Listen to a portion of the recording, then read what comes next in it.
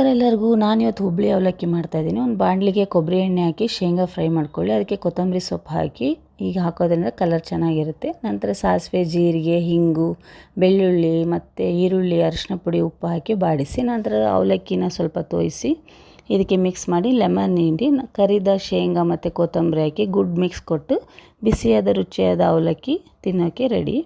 ನಾನಿಲ್ಲಿ ಇವತ್ತು ಕ್ಯಾರೆಟ್ ಮತ್ತು ಮೂಸಂಬಿ ಜ್ಯೂಸ್ ಮಾಡ್ತಾಯಿದ್ದೀನಿ. ಕ್ಯಾರೆಟ್ನ ಈ ಮಧ್ಯಭಾಗ ತೆಕ್ಕೋಬೇಕು, ಇಲ್ಲಾಂದರೆ ಗ್ಯಾಸ್ಟ್ರಿಕ್ ಆಗುತ್ತೆ, ಅದು ಕರಗೋದಿಲ್ಲ. ಮಿಕ್ಸಿ ಮಾಡಿ ಫಿಲ್ಟರ್ ಮಾಡಿ ಸ್ವಲ್ಪ ಜೀರಿಗೆ ಪುಡಿ ಮತ್ತು ಪೆಪ್ಪರ್ ಹಾಕಿ ಕುಡಿಯಿರಿ.